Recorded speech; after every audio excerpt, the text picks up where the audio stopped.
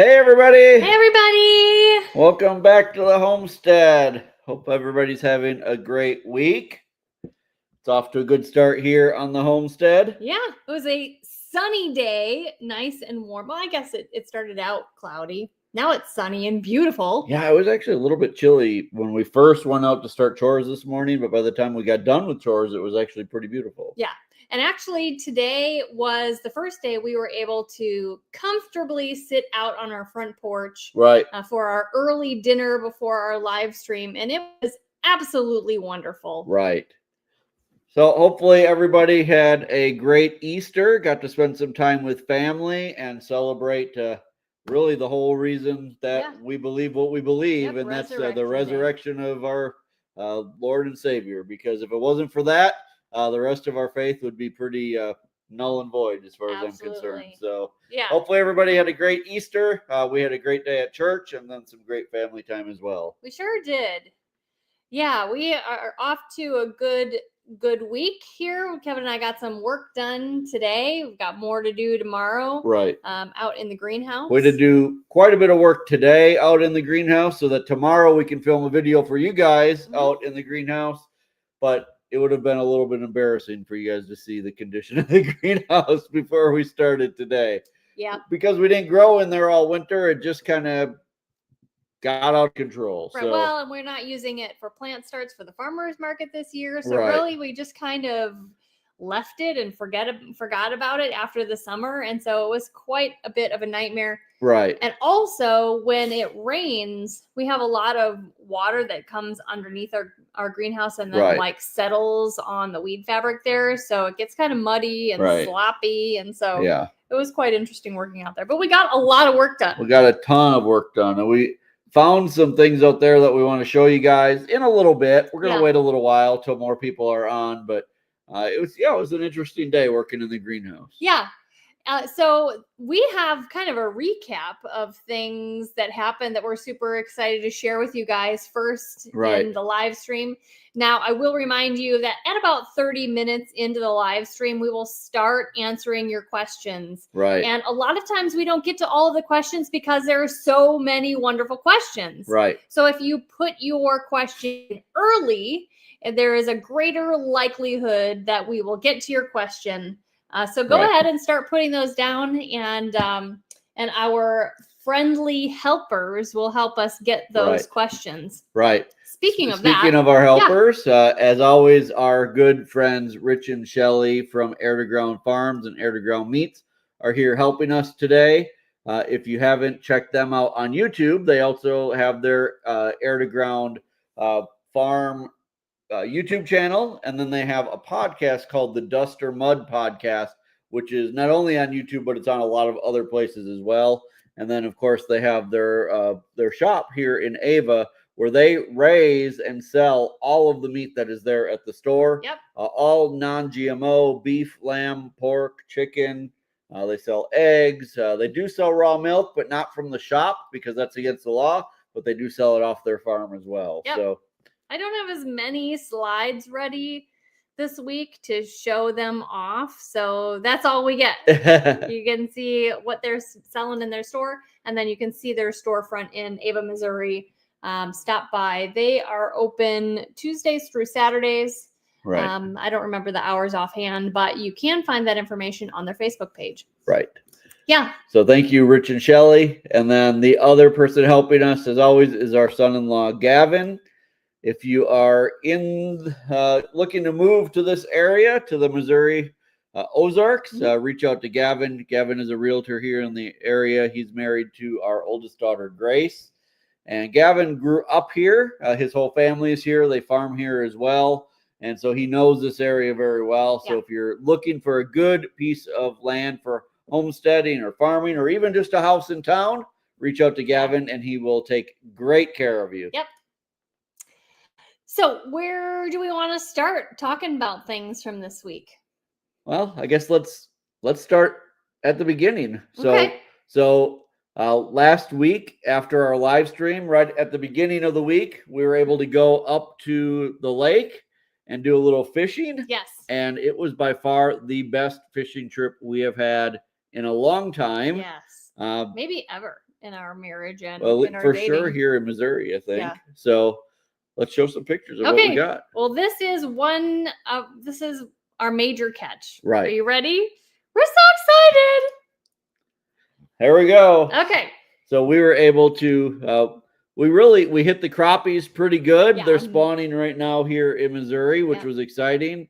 We got a few white bass, and then we got one largemouth that was legal to keep. Was it largemouth or spotted? It was a spotted bass. Okay. Yeah. Anyway, so that was super exciting. And here is a picture of Kevin with one of the crappie that he caught. As you can see, it was super chilly. Not only was it chilly, but it was super windy. Yeah. You can't tell from the waves in the background because we were kind of in the fingerlings, so there wasn't a whole lot of waves, but it was so cold. Right. Yeah. When we first went out on the boat that morning, it was 37 degrees when we left the shore. And windy. Woo! So it was cold.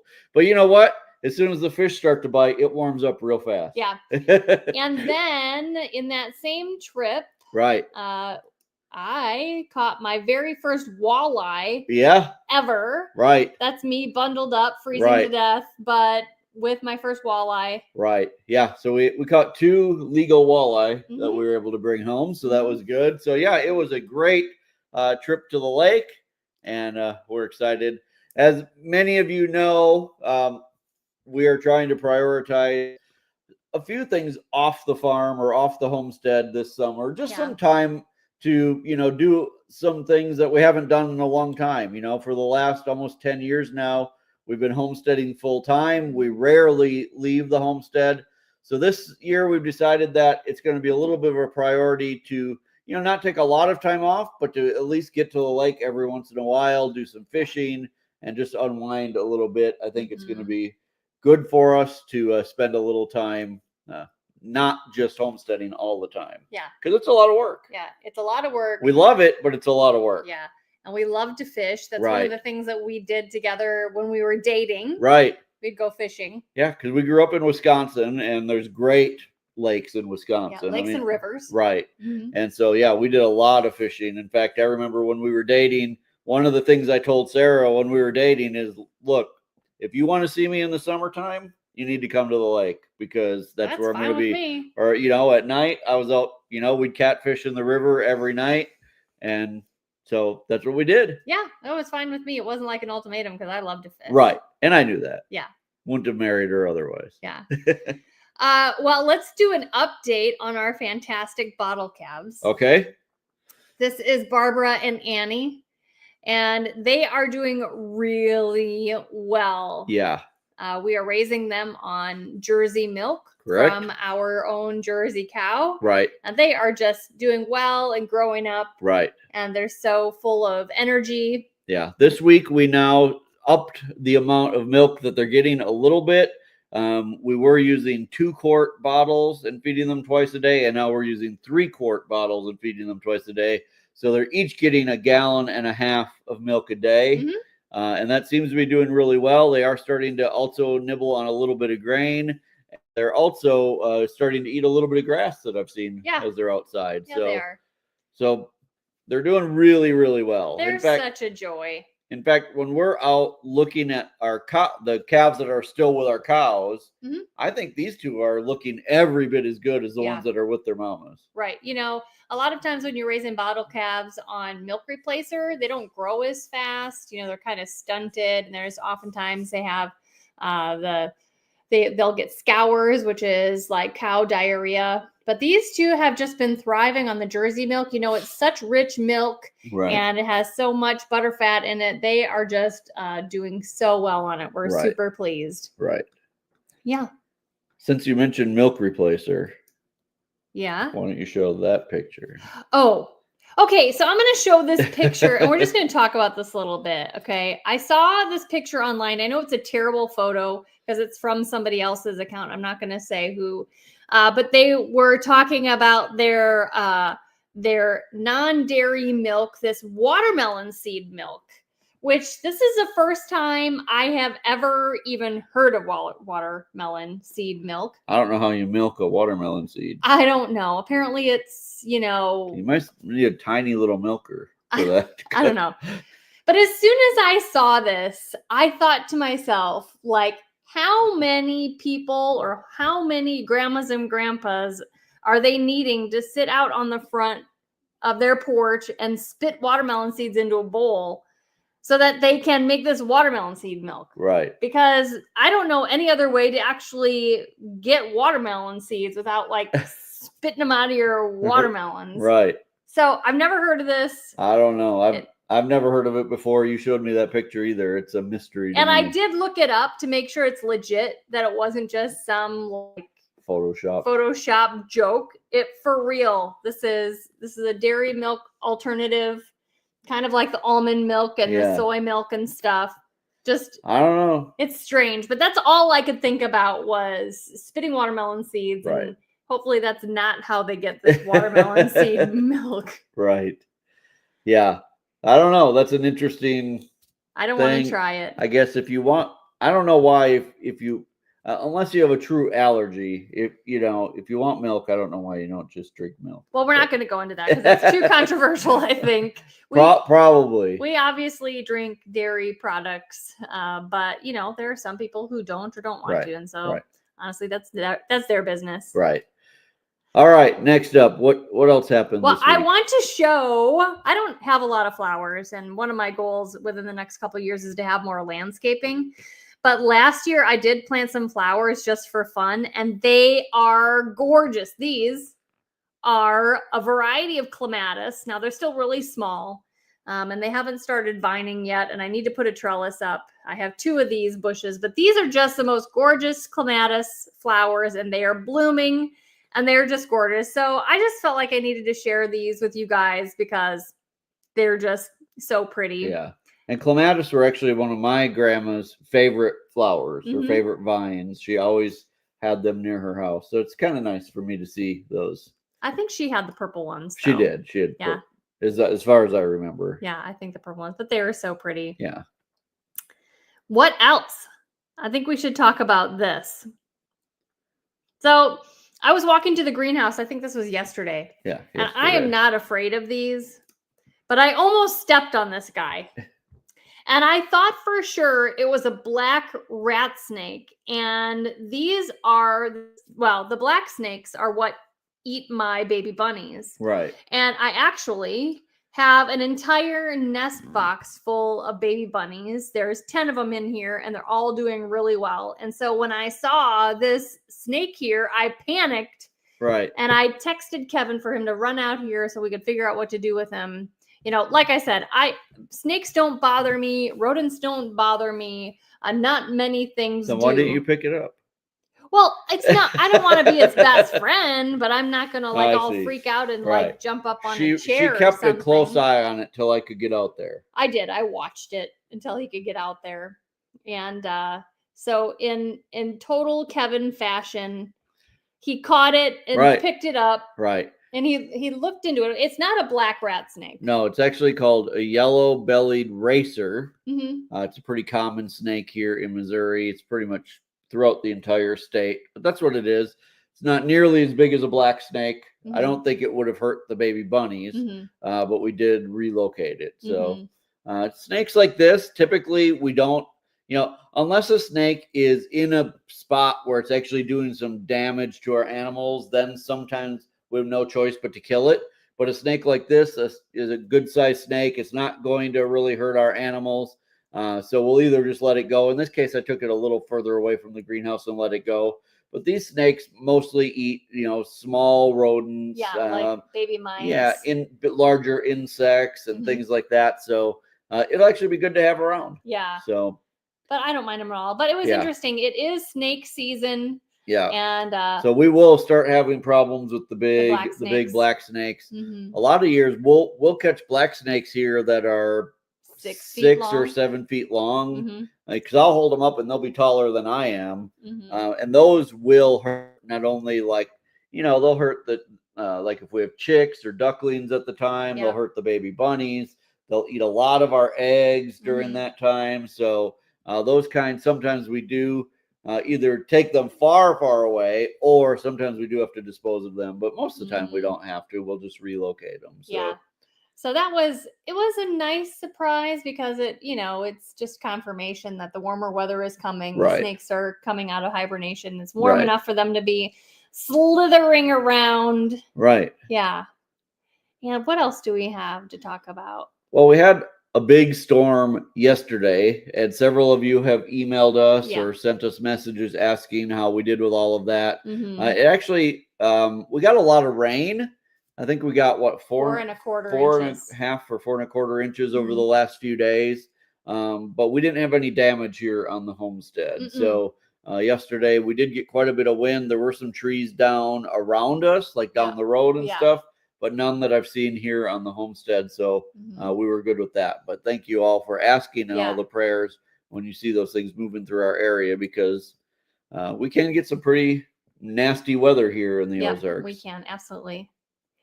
Well, there's something that we found today. Oh yeah, we got a little bit of a game we're gonna play.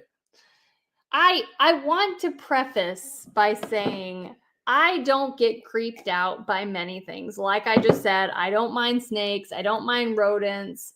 She married me. You are not creepy. But we came across some very creepy things today in the greenhouse, and Kevin wants to do subjective. A show and tell.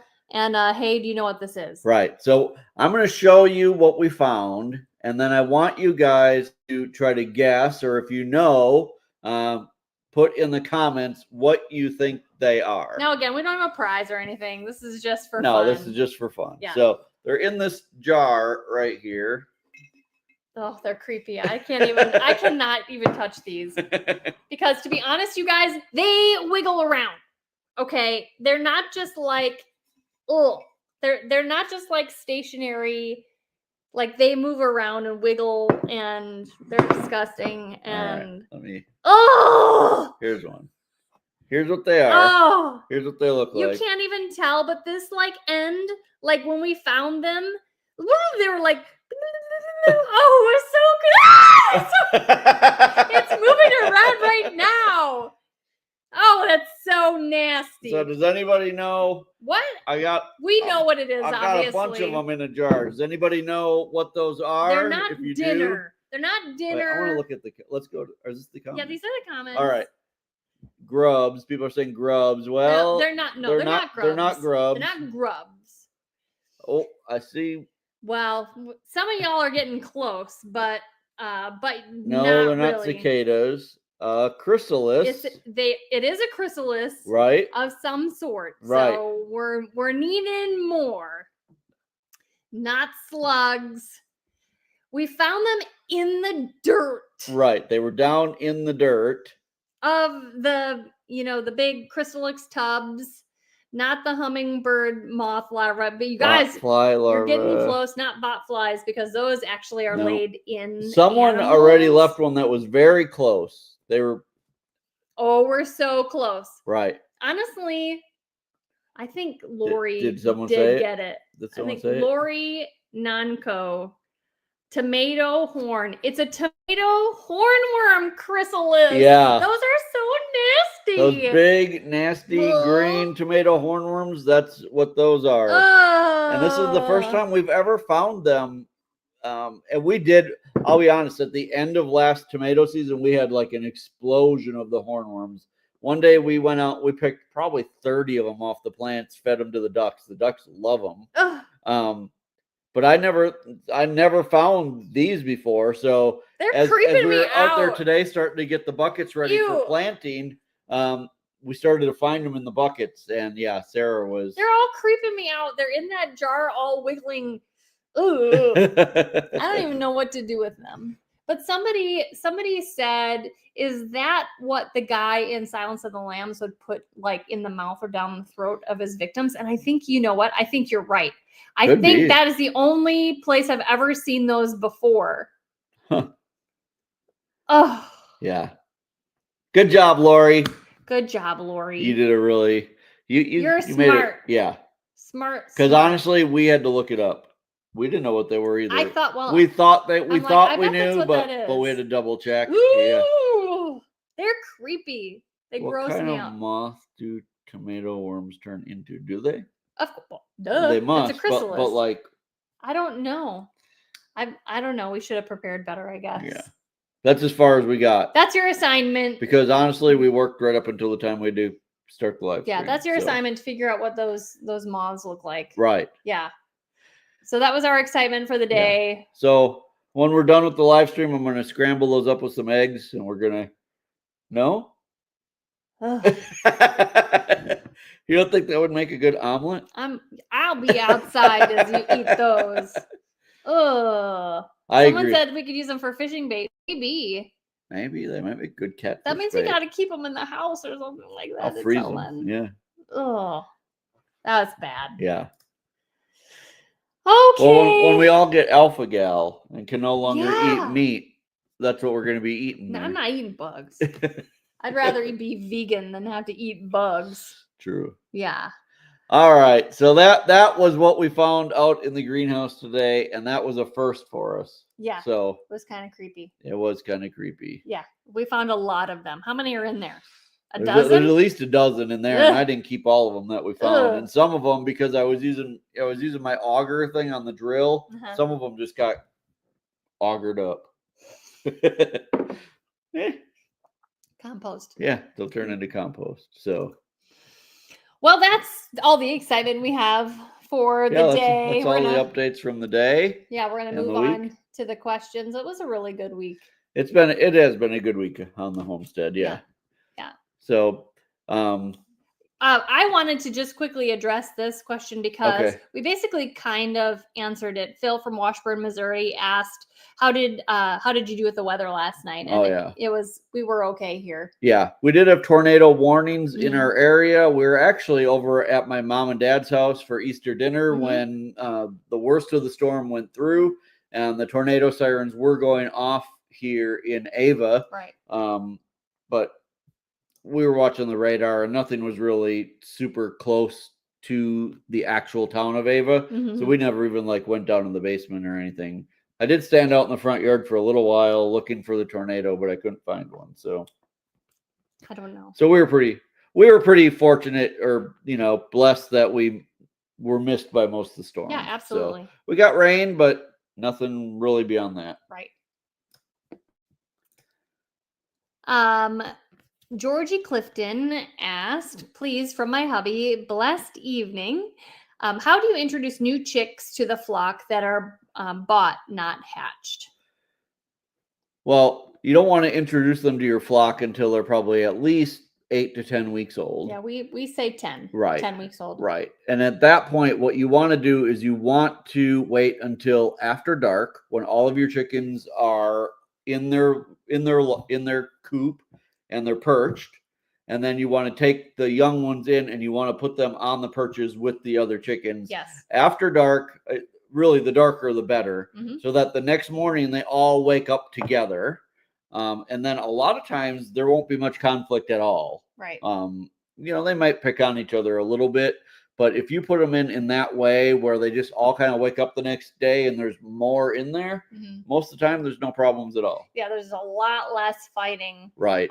Yes, they're going to establish a pecking order as they all do, but it's not as traumatic for them as if you just throw them in there and then they know for sure that they're not supposed to be in there. Right. And a lot of times the young ones know they're at the bottom of the pecking order. For sure. So good question. Yeah. And this is from Desiree Bergeron. A question for Sarah. Okay. Have you ever made sauerkraut? Any tips on fermenting? I made sauerkraut one time, and it was only okay because I added some seeds. I can't remember what seeds. Caraway seeds, and that was too strong of a flavor.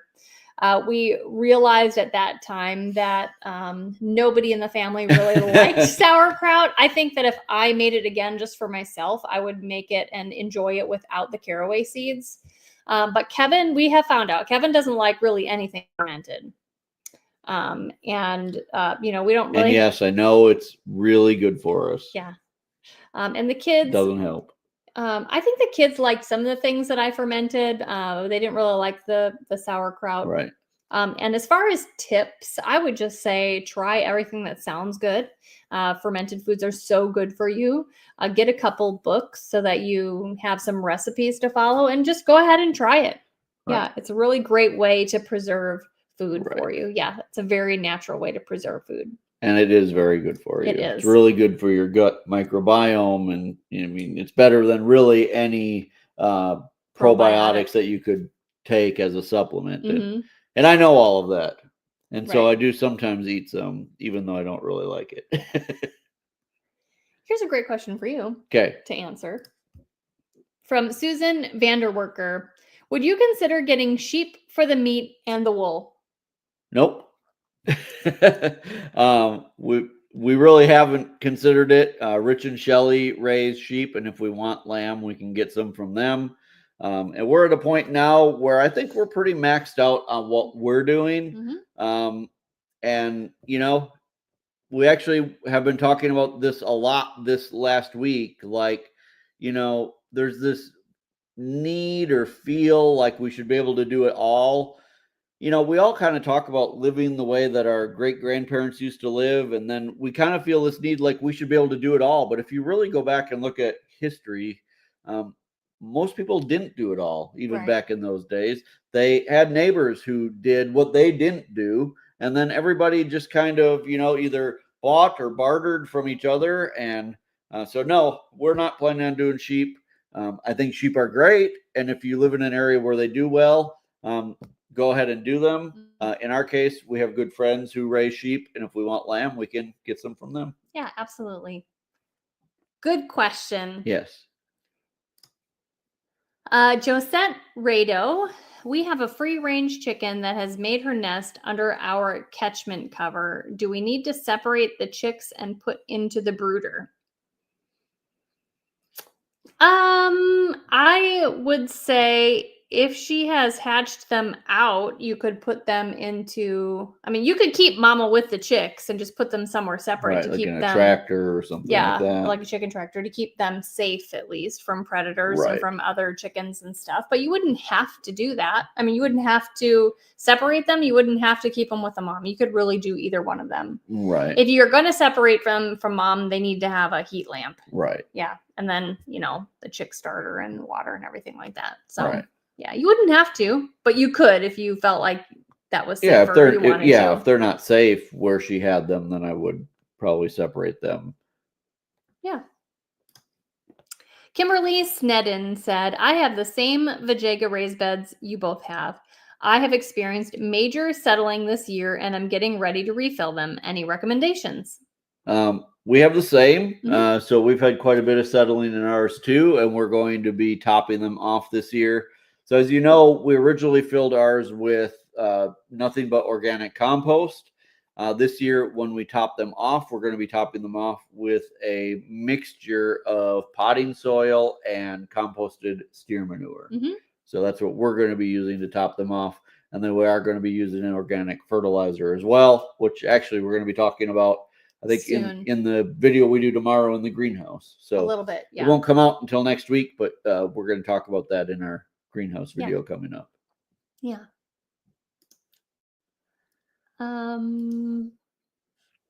DMS asked, would you consider adding turkeys to your flock? I raised a few one year. It was easy. I raised a few one year. Yeah.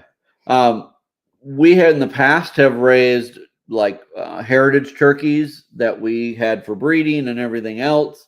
We don't want to do that anymore. It wasn't a great experience for us. The winters are pretty hard on them here. But as far as adding like fast growing, like the broad breasted turkeys, we did do some last year. We've done them several times in the past. We are adding some again this year, but not until like June or July will we get them so that they're ready right around Thanksgiving time. So. Yeah. But we do love raising turkeys. We've had years where we've raised them, years that we've taken off. Right. But we really do enjoy turkeys. Right. And really, I see that as like adding them to your flock. Yes, they'll be here on the homestead, but we won't add. They won't have contact with our chickens, because you really do want to keep turkeys and chickens separate, because of some diseases that they can pass back and forth. Yes.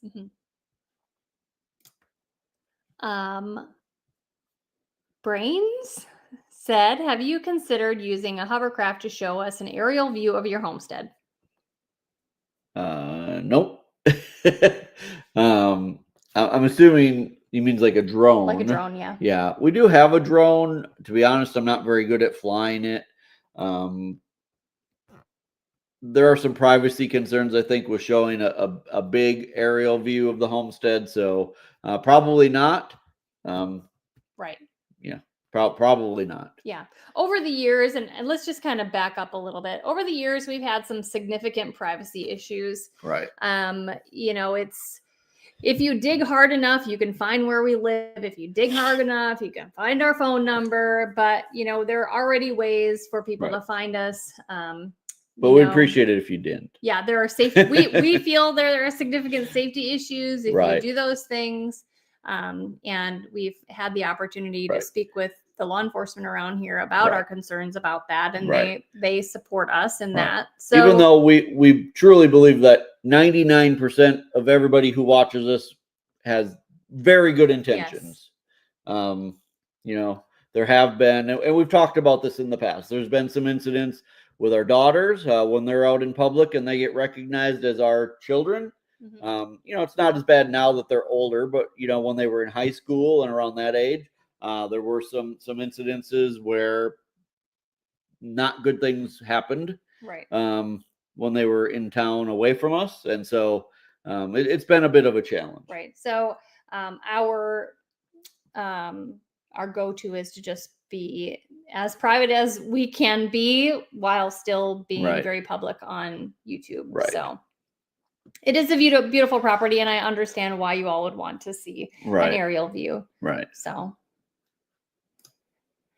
Sherry Powell asked, how long do you leave your water on and how often? I just set up my first pressure regulating emitters and not sure. It depends on the size of, your garden and everything else. But in general, like in our greenhouse and our garden, we run each zone for about 6 to 8 minutes per zone each time we water. And we, again, depending on the time of year, it might be every 2 or 3 days. And then in the hot part of the summer, it's every day. Yeah. So you really have to judge based on, the drainage in your beds and all of that, the temperature outside, how your plants are looking. It's kind of hard to give specific advice, but typically when we do run them, it's for about 6 or 7 minutes at a time. Right. Which is a lot different than when we use the drip tape, and that we would let run for like hours at a time. Yeah. Sherry Rice said, I recently purchased some Vajayga raised beds. I planned to put rocks in the bottom so I don't have to use so much soil. How deep does the soil need to be for most plants to grow well? Well, there is quite a bit of variation depending on the plants that you're going to have in your raised beds. And I don't know how deep of raised beds you bought, because they have some that are only like 7 inches deep. Right. But I would say you would want to have a good 9 to 12 inches of soil. I was going to say a foot. If you have a good foot of soil, most garden plants, most vegetable plants are going to be fine in a foot of soil. Yes. Yeah. Yeah, unless you're wanting long carrots. I mean, think of those things. There are some plants that really need some really good space for their roots. But tomatoes and peppers and all that, zucchini and cucumbers, a foot is probably fine. Yep. Selena, we'll go back to Selena. Thank you, Rich. Pamela Moore gave us a super chat of $10. Thank you so much, Pamela. Do you have a suggestion for adding store-bought chicks to same age chicks that have been nested with the surrogate mother? I would say probably not money. So you're wanting to add store-bought chicks of the same age so that the mom will take care of all of them? Is that what she's asking? I'm not sure, but that's what it sounds like. Right. That's how I'm taking it. So she wants to buy chicks and put them with the chicks that the mom is raising in hopes that the mom will take care of all of them. I'll be honest, we've never tried that. Yeah. So I don't have a lot of good advice on that. Knowing chickens, I would say if you were to put them under her little wings at night, Right. so that she can keep them warm. If you place them under her wings when she's snuggling her other chicks, I bet she would just take Right. them and not even really notice. Right. Now, here's the thing. I don't think, like, if she's got 3 or 4 of her own chicks, I wouldn't add 20. Right. You know what I mean? I wouldn't make a huge change to the amount that she's taking care of. Mm-hmm. I would only add a few extras. Right. That's good advice. So, yeah. Otherwise, I think she probably will reject some of them, or possibly even just kill them. I don't know if she'll kill them, but she just might not be able to take care of that many. Right. Yeah. We're gonna go back to Selena. Okay. Selena Sylvain said, "Hi, Sarah and Kevin. We'll be getting goats for milking and wondered if you have ever had goats, and if so, what is your preferred breed? Thanks, from New Brunswick, Canada." We did have goats for Yeah. a lot of years, actually. We always raised Nigerian dwarf goats. Yes. We raised them because they were small and very friendly, and their milk was very, very sweet. Right. Very similar to cow's milk. Very, yes. We did really enjoy them. The drawbacks to Nigerian dwarf goats is that they don't produce a lot of milk at once. Right. Yeah. Yeah. We would get like a quart a day. Yeah. Per goat. Right. So, but we did enjoy them. We just kind of graduated to dairy cows. Right. And enjoy that also. Right. Yeah. Yeah. But we did like them. Nigerian dwarfs are what we had, and we really enjoyed them. Marty asked, "I have a 2-acre homestead. How many Nigerian dwarf goats can I have?" It's goat subject time. Right. Yeah. Gosh, depends on how much of that you want to dedicate to Right. goats. You can have a lot of goats. Right. Yeah. Nigerian dwarfs don't require a lot of space. Especially, I mean, if you don't mind feeding hay year round. Right. So that's hard to say. I mean, I would start with 2 acres is that's a lot of land for Nigerian dwarf goats. Right. Yeah. Yeah. When we lived in Phoenix, we had 1.25 acres. And we had 4 at a time? We had 4 or 5, but they didn't even have like full run of the place. No, they probably had 1/4 acre. Yeah. I mean, we had to feed a lot of hay anyway because it was the desert. But right. But you could have a lot on 2 acres for sure. But my advice is start slow. Work your way up. Don't just go get a bunch all at once. Jerry Zimmerman asked, "Have you tried growing the micro mini tomatoes? And if so, what was your experience with them? Love your channel." Thank you. Thank you. We've grown, the last 2 years, we grew tiny tomatoes. One year we grew one called Tiny Tom or something like that. And then last year we grew the spoon tomatoes. Yeah. They were prolific. They were very prolific. I'll be honest, as someone who loves tomatoes, I was very excited about them because they're so unique. The flavor of them was, I would say, okay, not amazing. The skin was super tough, you said. Right. The skin is really thick for the size of the tomato. Let me just say this, we won't grow them again. Right. They were too hard to keep up with. They were too prolific. And you had to pick way too many of them to get any good amount of eating. So they're fun to try. I would suggest everybody try them one time, get an experience with them. But for us, that's what it was. And if you're going to try them, just try one. Right. I think we tried like 4. Right. And they were all over the place. They were super bushy. I'll try not to exaggerate, but I bet seriously there were 5,000 of those little tomatoes. Oh, I don't think that's exaggerated at all. Right. They were just everywhere. Right. Yeah. I think if you had one plant and if you had kids that really liked to pick tiny little tomatoes, because really they were the size of like petite peas. Yeah. Not even like full size sweet pea. Yeah, they weren't even like as big as a blueberry. Oh, they no. were probably half the size of a blueberry. Right. Maybe the size of like a wild blueberry. I mean, really small. Right. Yeah. Right. But they were fun, but we'll never do them again. The next question is from Bonnie Kruger. Who got to clean them? Who got to clean the fish? Oh, the fish. Yeah, that's I'm assuming. I thought she meant the grubs for the Scrambled eggs we're gonna have Oh. later. No, I did. Yeah. That's my job. Well, Kevin's just had all of the experience Right, cleaning fish. Right. I've never Sarah cleaned didn't fish. really grow up. Well, her dad fished, but he did like Lake Michigan, like deep, yeah. like big fishing. She didn't grow up in a family who really did just regular like lake fishing. Right. So I did tell her that if we continue to catch the amount that we caught this week or even more, that she's going to learn how to clean fish. I'm okay with that. Yeah. That's okay. Right. She wants to learn actually, but as of right now, I've just cleaned them. Yeah.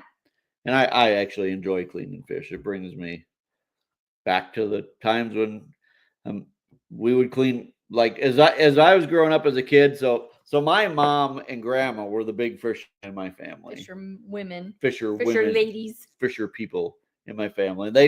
They would fish all the time, my mom and my grandma.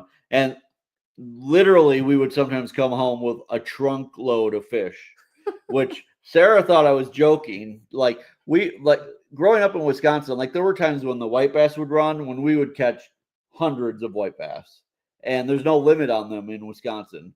And I said to Sarah, I'm like, we would sometimes come home with like an entire trunk full of, like the trunk of the car full of white bass. That's like so crazy. in tubs and buckets, not just thrown in the trunk. But like literally, like the entire trunk of the car would be full of fish. And she's like, "You did not." She thought I was, because I do have a way of exaggerating. He does, yeah. So she thought I was exaggerating. And then one day we were looking through an old photo album, and here's a picture of me, my mom, my brother, and my grandma standing by the car with a trunk load full of white bass. And now she It's believed true. me. Yeah, it was true. It was true. And we would sometimes clean fish for, I don't know, hours. Hours. Like the four of us would clean for hours after we got home. But those were good days. Yeah. Those are good memories. Tell them about how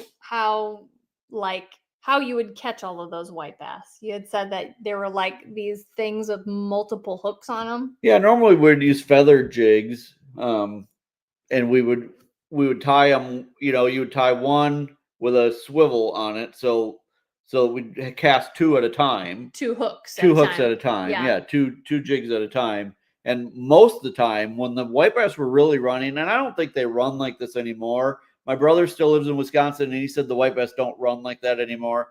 But you would see them. They'd come up. Now, we lived in Oshkosh along the Fox River, and they'd come up the Fox River, and like the top of the water would just be like alive with white bass. Mm. And you would just see them moving up the river. And you would cast, and every cast you would get two white bass. That is crazy. And I mean, it would be like people would be lined up on the sides of the river, just shoulder to shoulder. Wow. It was crazy. Wow. And I mean, this year is the first time Sarah's ever caught white bass. Right.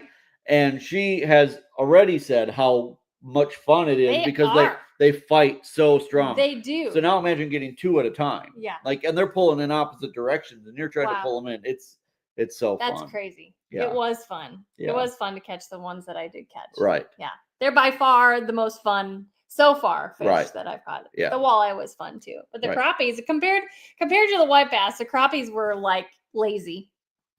They barely hit the bait, and they were just like, okay, I guess I'll come into the boat. Yeah, white bass are fun to catch. Yeah. Mm-hmm.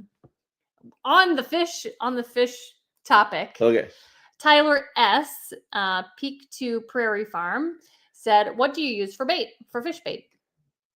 I don't know if we can tell that secret. That's it. Yeah. So this last time, what we mainly used was a twister tail, so plastic tail so we use chartreuse or bright yellow tail with a black jig head is what we're using, a 16-ounce jig head. Well, then you had some of those like silver spoons. Did you catch anything on those? I think I caught a couple bass on those. But to be honest, I'm not a bass fisherman. I've never really liked bass fishing. I mean, they're fun to catch, but in my opinion, bass aren't the best eating fish. Mm-hmm. And if I'm going fishing, I'm going to eat. So, but yeah, chartreuse and black is what we were catching almost everything on this last trip. Yeah. Linda asked, are your cows all grass-fed or both? Or are they grass-fed and finished off with grain before you sell or process your cow? So our cows are all grass-fed. Our beef cows. Our beef cows, grass-fed and grass-finished. Now, you may hear a saying on these bottle calves that they are starting to eat some grain.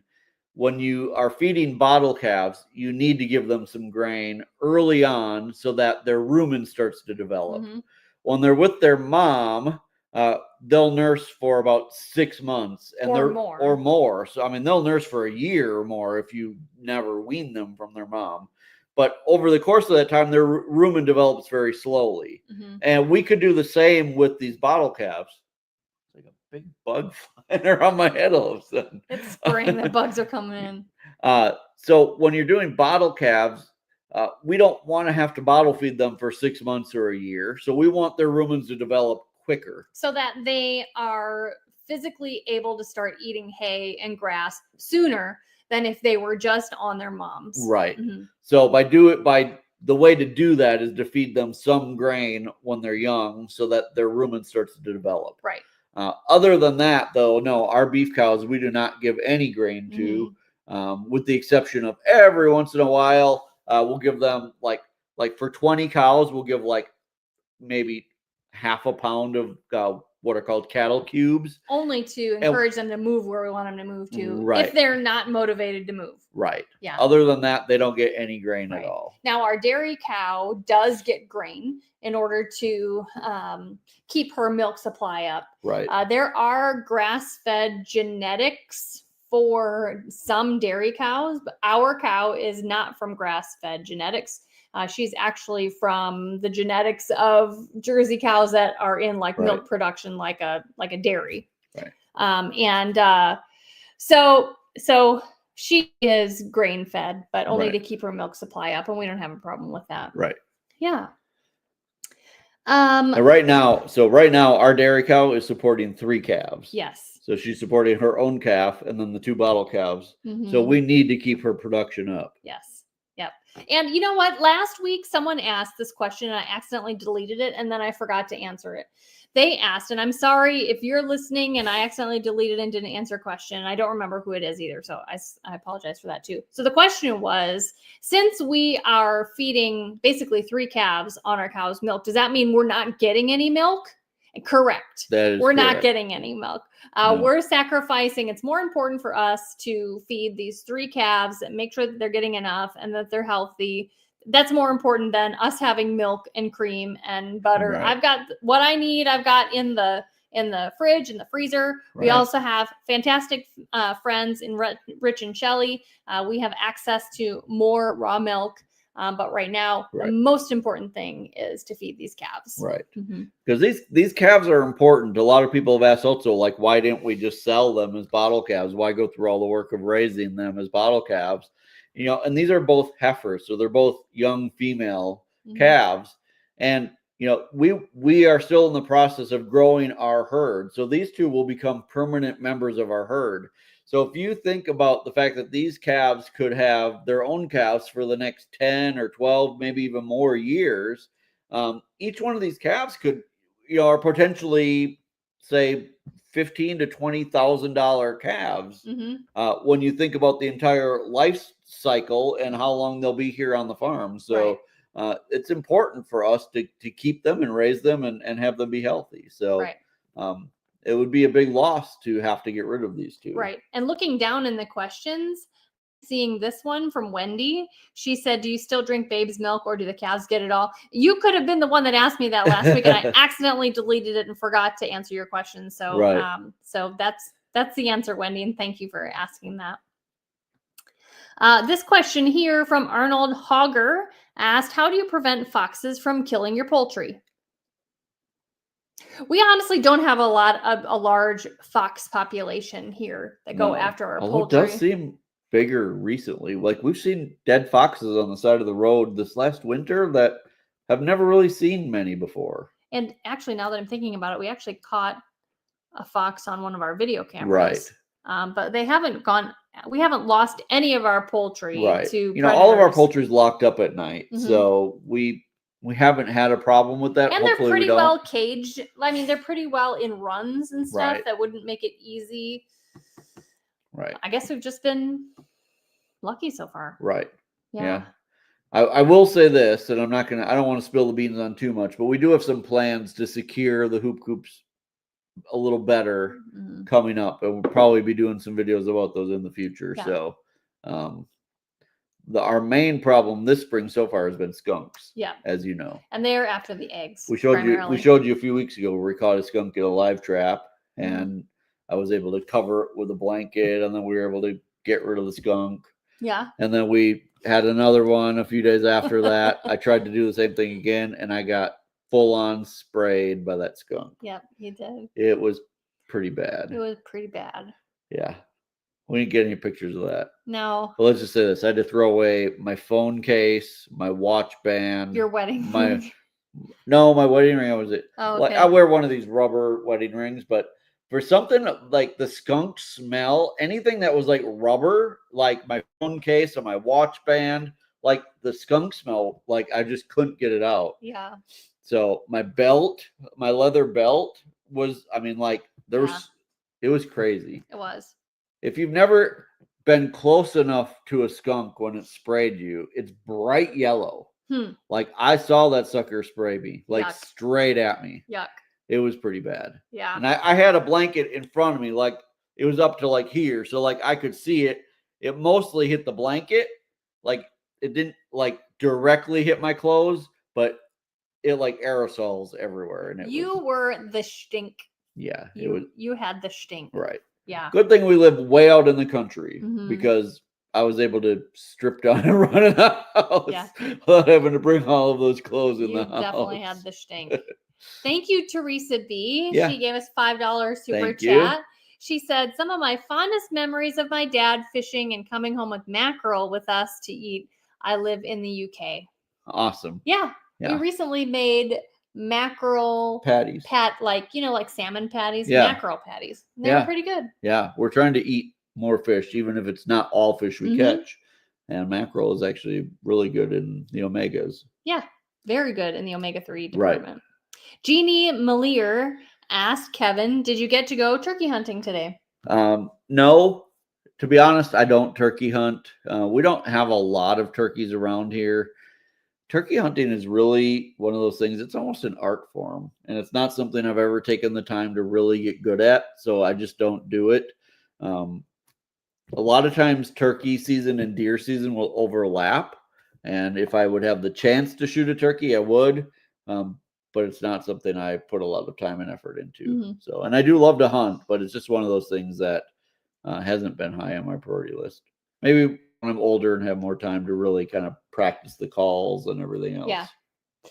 Did you say this and I wasn't paying attention that wild turkeys aren't really that great to eat? Well, they're super lean. Right. So they're really tough. Right. And I think if we ever did turkey hunt, I would can the meat. Right. Because that would just make it easier to eat. Right. Yeah. This question from Joanna K. Why didn't you keep the snake around for eating rodents? We did. I mean, we didn't relocate it that far away. No, we just to another part of the homestead. We just didn't want it in the greenhouse. Yeah. And random name said, do you ever eat the snakes? Nope. We've never eaten snake. I have had rattlesnake. Oh, you have? Yeah. When? In Arizona, we went somewhere and had some one time. Weird. Yeah. We didn't include me. I think you were there.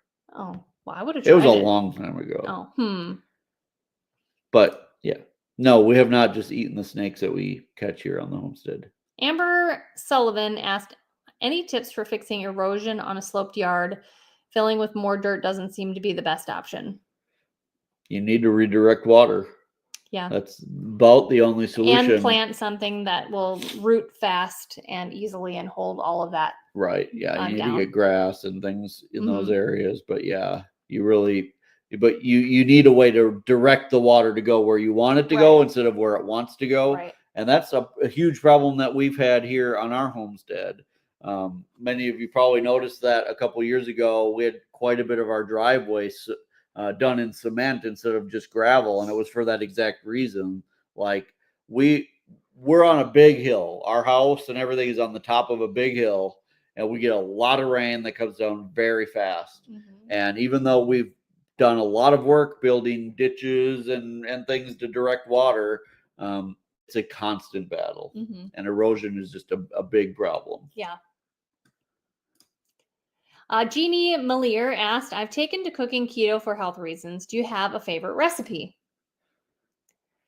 I would say our favorite thing is just to cook meat that already has its fat on it and like put some more fat on top of it. Whether that's butter, steak and butter. Yeah, or a little blob of home rendered pork lard. Right. That's really fast and easy, and it's really tasty. Right. Yeah. So I think that's probably and lots of low carb vegetables as well. Yeah, I mean, we do a lot of roasted cauliflower, a lot of roasted broccoli, Brussels sprouts, asparagus. Right. Yeah. A lot of you know that I do carnivore, which is like animal products only for at least 1 month, sometimes more out of the year. But the rest of the year, we do eat a fair amount of low carb vegetables. So, you want to cut out your corn and peas and carrots and things like that. The like sweet vegetables, sweet potatoes. But it is good to get, in my opinion, it's good to get the fiber from the low carb vegetables. We eat a lot of meat, cheese, eggs, low carb veggies, a lot of Greek yogurt, and the low carb fruit, which are really primarily the berries. Right. Yeah. Yeah. Blueberries and blackberries are the main things if we are going to have fruit. Yeah, you could do raspberries and strawberries too. Right. And nuts. I eat walnuts almost every day. Yeah. Kevin's a creature of habit. So Shanda Oriole is asking, hi guys, what is Kevin drinking? I started keto low carb today and need a beverage option. We're both drinking. In fact, it's sitting right here. We just got our new... we always show you guys the drinks that we're drinking. So we're drinking strawberry lemonade today. And it's by a company called True Lime. Or True Lemon. True Lime. So you can see all these different flavors. We buy a variety pack. And these are basically freeze-dried fruit. Well, they have a little bit. Now, somebody emailed us and said, do you know there's cane sugar in there? There's a tiny bit. There's a tad bit of cane So sugar. in one packet, so they come in packets that look like this. And you add them to your water. Now, they say to add them to like 16 ounces, but we add them to an entire quart. So... and like one of these a day. They have 10 calories. They have 3 grams of carbs in one packet. So we generally will have one a day. And other people have asked us in the past, like, how many carbs are you guys eating? And now we generally go by total carbs, not net carbs. I'm not sold on the net carb thing. Versus total carbs, yeah. To me, net carb seems a little bit like a marketing ploy. Or cheating. So we always go by total carbs. And we try to stay 50 or under, definitely 100 or under. Right. But yeah. 50 grams of carbs a day or less is what we try to go for. So like one of these drinks a day has 3 grams of carbs. I'm not worried about it. Even if a tiny bit of it is from sugar, if you're really doing a low carb life and, there's a tiny bit of sugar in one of these, I wouldn't worry about it. So other options, there's lots of sparkling waters, flavored sparkling waters out there that have zero sweeteners in them at all. That's a really great option if you're wanting something other than water or coffee. And Zevia's Zevia is good. Yeah. Now, I would stay away from the things that have, artificial sweeteners like Crystal Light and those types of things. Anything with the aspartame and some of the other sucralose and that kind of thing. Look at this. I know. Rich just put this up there because he's passionate about keto and health and all that kind of stuff too. From Sherry Powell. She said, I've been on carnivore since mid-January. I'm off 52 units of insulin, off a diabetic pill, down 20 pounds, and lost 10 inches in the waist. Wow. Congratulations, awesome. Sherry. Good job, Sherry. That is amazing. And this is very similar. These stories and basically testimonies, I would say, are very similar across the board with lots of people who have decided to try a carnivore or keto lifestyle. And honestly, they're coming off of loads of medication. Make sure you're talking with your doctor. Loads of medication, blood pressure down, lots of, insulin, off insulin. Well, I'll tell this story real quick. So a lot of you have been, you've been kind of following along with us for a while. And, my dad has had a share his share of health issues over the last few years. My dad is a Vietnam vet. He has he's been exposed to Agent Orange, and he has a lot of health issues from that. But so my dad has diabetes, and he's had diabetes for quite a few years now. And he recently, within the last 6 months or so, has also started to do not full-blown keto, but my mom and dad both have been really limiting their carbs. And my dad is off all of his diabetes medicine as well. The doctor basically said, you're no longer really diabetic. As long as you continue to watch your diet and stay away from, all of the carbs, there's no need to be on diabetes medicine anymore. So that's been a huge win for him, and we're really proud that he's been able to do that. Absolutely. So I think we have time for one more question. Yeah. It always floors me that these hours go by so fast. Went by so fast. And, I want to tell you that looking at the questions here, we are getting to the questions that were asked at about 6:20. Wow. So this is I just want to reiterate that if you're hoping for us to answer one of your questions, man, you got to get here early. Right. You can start asking those questions even before we start, because number one, there are a lot of questions. Number two, we talk a lot, guys. Right. Just for fun, though, let's take the very last question that was asked. Okay, well, hopefully it's appropriate. The very last. The last one that was asked that we've decided we want to answer. How about that? Let's see. Okay, well, let's just do this one. All right. So this was asked at 6:54. 6:54. So not very long ago. Yeah. Okay.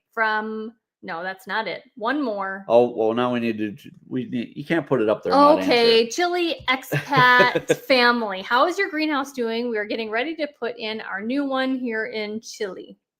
Hey. Chile. Yeah. Congratulations. Yeah. Awesome. It's doing really well. Like I said, we're getting ready to film a video tomorrow about the greenhouse. So I don't want to give too much away, but it's doing well. It's time to plant here. In fact, we're a couple days late, but we're going to get it done tomorrow. Yeah. So stay tuned. That video will be coming out on Saturday. Yes. And all right. So the absolute last question that we have here is from Trudy Cloward, in North Carolina. What happened to the rabbits? I have missed your discussion about them. We do have one pair of breeding rabbits, and I have one litter of 10, and the mother is doing absolutely wonderful. There's all the babies. We showed it earlier, but you may have missed it. Yeah. We just had a litter of 10. Yeah. My intention is to do more videos about rabbits. Right. I just haven't done it. I have so much information in my brain about rabbits. And it's kind of hard for me to put it all together and sort through it. So that's really the honest truth. But I do intend to make more videos about rabbits. Right. I do love them. And they're great for security reasons. Yes. We love having rabbits around. Yep.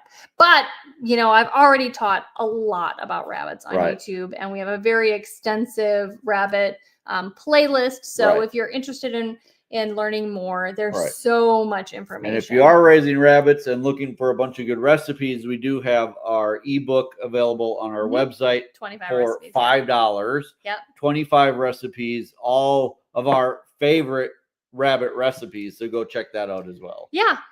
So we are over time. Right. By 3 minutes. Man, 3 minutes. I know. We've had such a good time with you guys today. Thank you so much for coming by and listening to us talk nonstop for an hour. One thing we do really well is talk. Right. Yeah. We enjoy spending time with you guys. I say this every week, but I'll say it again. When we started these live streams, we weren't sure whether or not we'd do many of them, but they really have become a very enjoyable part of our week. And we really do enjoy answering your questions and just feeling like we get to know some of you on a little more personal level. Yeah. Even if it's just through comments. Exactly. So we really, really do appreciate it. Right. So thank you guys so much. We will see you back here next Monday, God willing. Yes. At 6 p.m. We hope to see you all then. Until then, have a fantastic week. I hope you're all blessed, and get out there and enjoy some of the nice weather that's starting to happen throughout the country. You guys, thanks so much for stopping by our homestead. Take care, and God bless. God bless.